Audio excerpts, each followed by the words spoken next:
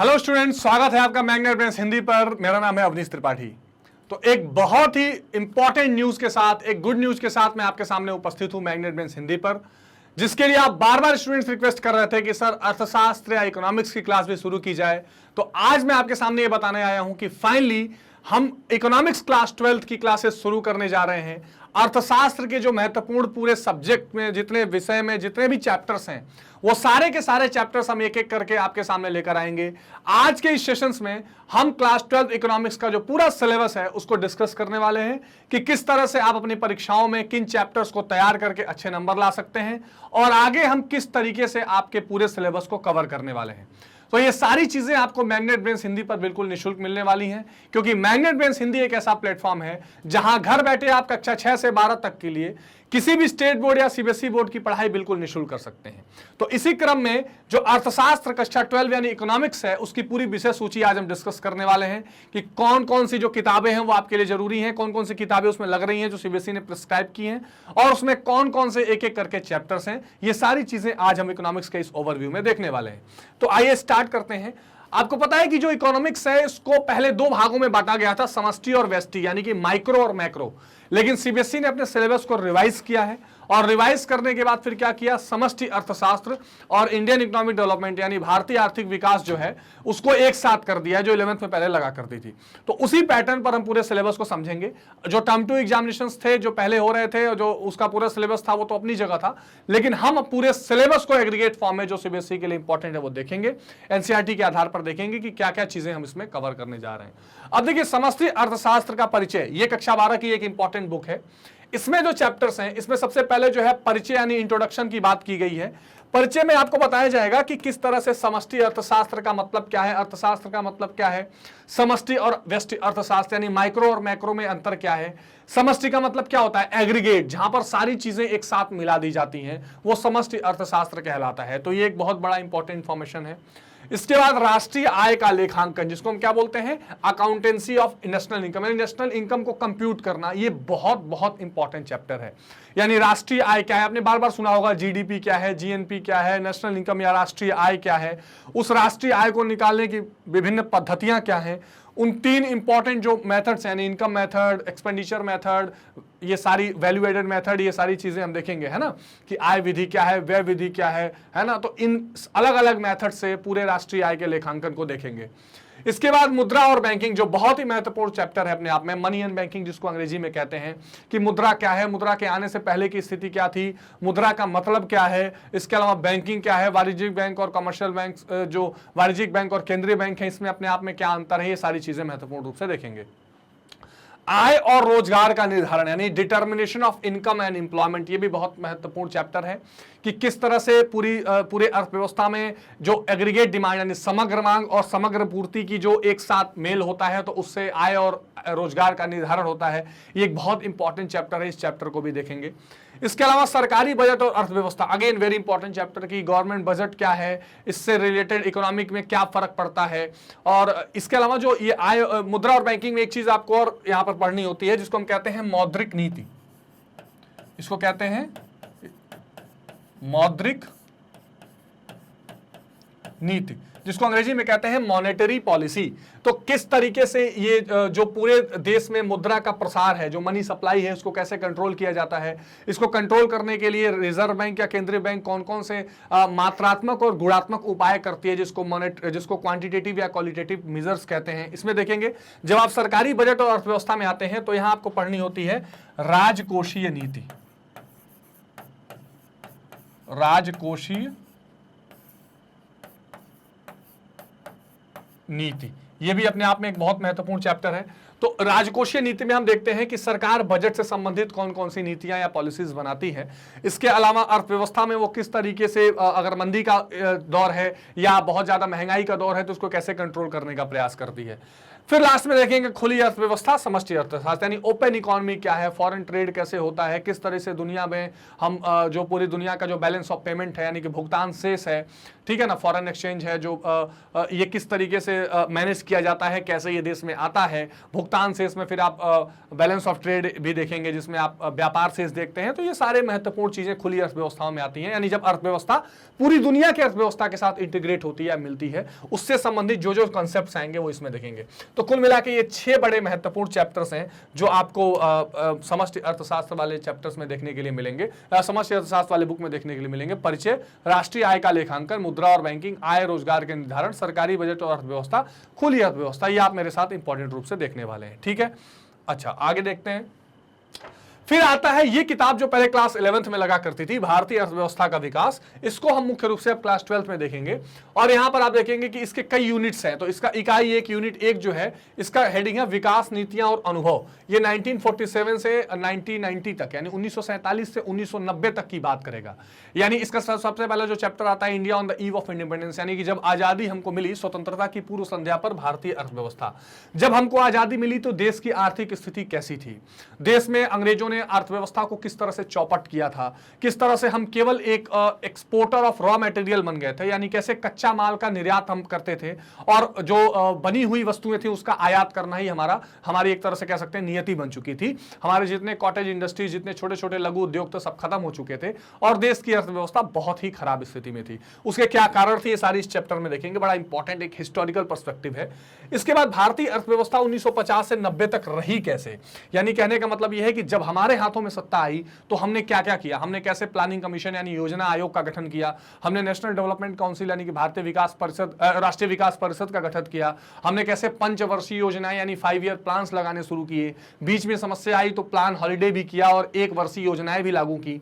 उस पंचवर्षीय योजनाओं का लक्ष्य क्या रहता था, हमने किस तरीके से औद्योगिक नीतियां बनाई 47 में 56 में, तो 46 में 56 में। तो ये बड़ी महत्वपूर्ण इंपॉर्टेंट बातें हैं जो आपको ध्यान रखनी है और जिसकी चर्चा हम डिटेल में करेंगे।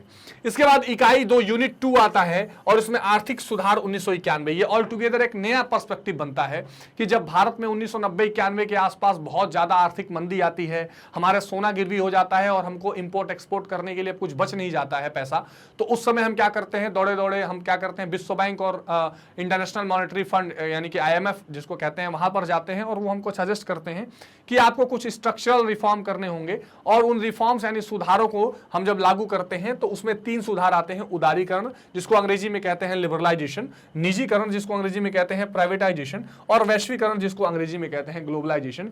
ये हमको करने की जरूरत पड़ी और यहां से जो पूरा देश की अर्थव्यवस्था का जो पूरा एक तरह से पैटर्न है वो चेंज होता हुआ दिखाई देता है कि कैसे हम एक बंद अर्थव्यवस्था से खुली अर्थव्यवस्था की तरफ जाते हैं। एक अपने आप में जो हमने लाइसेंस राज बना के रखा हुआ था, जो रेड टेपिज्म यानी जिसको हिंदी में कहते हैं लाल फीता शाही बना के रखा हुआ था, हमारे जो पब्लिक सेक्टर अंडरटेकिंग्स थे वो किस तरह से डूब रहे थे और हमारा जो अंतर्राष्ट्रीय व्यापार था और अंतर्राष्ट्रीय मुद्रा का कोष था वो कैसे खत्म हो रहा था, उसको रिवाइव करने की नई शुरुआत यहां से होती है और अर्थव्यवस्था दूसरे तरह से दिखाई देती है। तो ये यूनिट 2 में हम आर्थिक सुधार जो 1991 से है उसके बाद देखेंगे। बड़ा इंटरेस्टिंग चैप्टर है, इसको बहुत मजे से देखेंगे। अब यूनिट 3 आती है स्टूडेंट्स। इस यूनिट में भारतीय अर्थव्यवस्था की वर्तमान चुनौतियां जो हैं। अब यहां से अब क्या होता है कि आपने 2 पर्सपेक्टिव देख लिए। एक तो आपने हिस्टोरिकल देखा कि कैसे जब हमको पूर्व संध्या पर आजादी की पूर्व संध्या पर हमारी स्थिति क्या थी, फिर हमने देखा कि 1950 से 1990 तक हमारी नीतियां क्या रहीं और 1991 के बाद हमने जब आर्थिक सुधार किए तो उसमें क्या कुछ हुआ। अब ये कंटेम्प्रेरी इश्यूज हैं जैसे निर्धनता यानी पोवर्टी, तो निर्धनता के कारण क्या है, निर्धनता के प्रकार क्या है, निर्धनता को मापने के क्या क्या तरीके सरकार ने अपनाए हैं और निर्धनता को खत्म करने के लिए क्या क्या प्लान एंड पॉलिसीज बनाई गई हैं, ये सब चीज देखेंगे। एक बड़ा इंटरेस्टिंग चैप्टर है, इसको हमने ज्योग्राफी में भी थोड़ा थोड़ा देखा था, मानव पूंजी का निर्माण। इसको कहते हैं formation of human capital formation, यानी मानव एक संसाधन के रूप में तो है, जनसंख्या एक रिसोर्स तो है, लेकिन उसको हम पूंजी के रूप में जब करते हैं, उसका वैल्यू एडिशन करके, शिक्षा देके, स्वास्थ्य देके, अच्छी आवास की सुविधा देके, अच्छे स्किल्स डेवलपमेंट करके, है ना, तो इससे क्या होता है मानव पूंजी यानी ह्यूमन कैपिटल। ये अपने आप में बहुत इंटरेस्टिंग टॉपिक है जिसको देखेंगे। ये मानव पूंजी का निर्माण कैसे हो रहा है। फिर आता है ग्रामीण विकास जिसको कहते हैं क्या, रूरल डेवलपमेंट। ये भी अपने आप में एक बहुत ही बड़ा इंपॉर्टेंट चैप्टर है और कहीं भी आप जब कॉम्पिटिटिव एग्जामिनेशन में जाएंगे और 12th क्लास के एग्जामिनेशन में बैठेंगे तो इससे क्वेश्चंस बहुत इंपॉर्टेंट आते हैं, क्योंकि आपको पता है कि ज्यादातर मेजर हमारा जो पॉपुलेशन है वो विलेज पॉपुलेशन है, 6.5 लाख के आसपास गांव है देश में। तो ये जो ग्रामीण विकास है ये कैसे हो रहा है, इसमें क्या कमियां हैं, कौन कौन से इसमें प्लान एंड पॉलिसीज पर ज्यादा क्वेश्चन आते हैं कि ग्रामीण विकास पर भारत सरकार ने कौन कौन से प्लान बनाई है, पॉलिसीज बनाई है, MG नरेगा जैसे इंपॉर्टेंट प्लान पॉलिसीज आपने देखे होंगे। इसके लिए अपना मंत्रालय है, तो ये भी देखेंगे। इसके बाद रोजगार समृद्धि, अनौपचारिकरण और अन्य मुद्दे, ये भी एक बहुत इंपॉर्टेंट चैप्टर है और इंपॉर्टेंट पॉइंट है। आधारिक संरचना, तो ये जो इंफ्रास्ट्रक्चर जिसको कहते हैं अंग्रेजी में, ये इंफ्रास्ट्रक्चर भी बहुत महत्वपूर्ण है, हेल्थ का, एजुकेशन का, है ना। ये जो इंफ्रास्ट्रक्चर है ये इंपॉर्टेंट रूप से आपको देखना है कि कैसे होगा। बाकी जो इंफ्रास्ट्रक्चर है और बाकी जो अवसंरचना है वो तो इंपॉर्टेंट है। ये लास्ट में आता है पर्यावरण और धारणीय विकास, जिसको कहते हैं इन्वायरमेंट एंड सस्टेनेबल डेवलपमेंट। ये भी एक इंपॉर्टेंट पॉइंट है।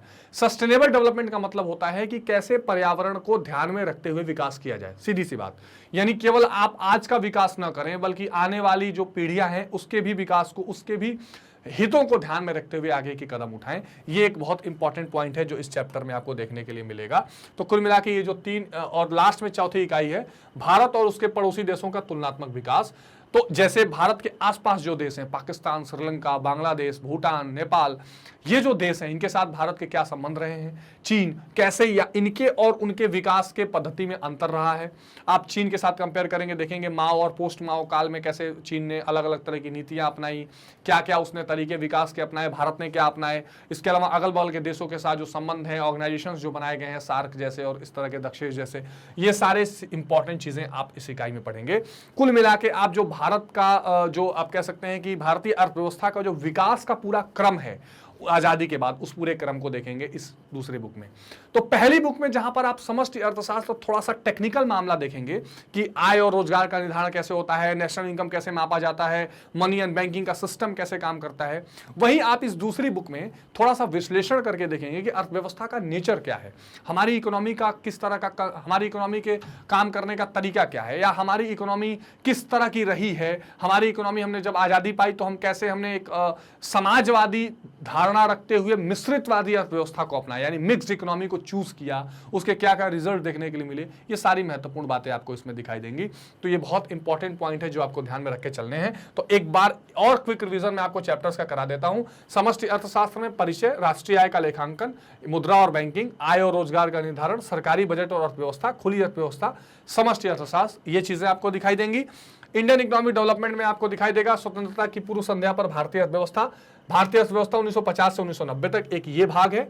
फिर हमने जो आर्थिक सुधार किए हैं 1991 में, एलपीजी जिसको कहते हैं, लिबरलाइजेशन, प्राइवेटाइजेशन और ग्लोबलाइजेशन, इसको देखेंगे। इसके बाद निर्धनता, भारत में मानव पूंजी का निर्माण, ग्रामीण विकास, रोजगार समृद्धि, अनौपचारिक और अन्य मुद्दे, आधारिक संरचना और पर्यावरण और धारणीय विकास दिखाई देगा। और लास्ट में आप देखेंगे कि भारत और उसके पड़ोसी देशों के साथ जो कंपैरेटिव स्टडीज है, जो तुलनात्मक अध्ययन दिखाई देगा।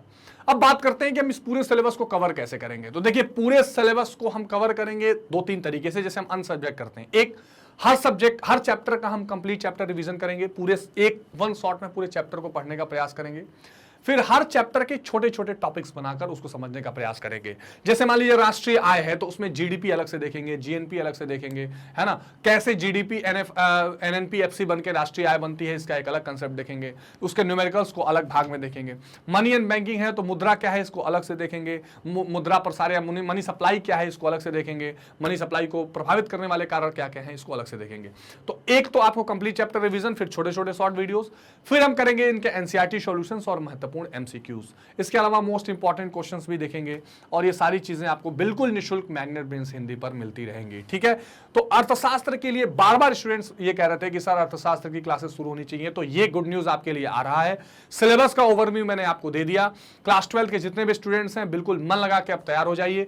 एक एक चैप्टर, एक एक पॉइंट्स को हम अर्थशास्त्र का इसमें कवर करने वाले हैं और आपकी परीक्षा के लिए ये बेहद महत्वपूर्ण साबित होने वाले हैं। तो स्टूडेंट्स बने रहिए मैग्नेट ब्रेन्स हिंदी के साथ, क्योंकि यहाँ कक्षा 6 से 12 तक की ऑनलाइन शिक्षा बिल्कुल फ्री और निःशुल्क दी जा रही है।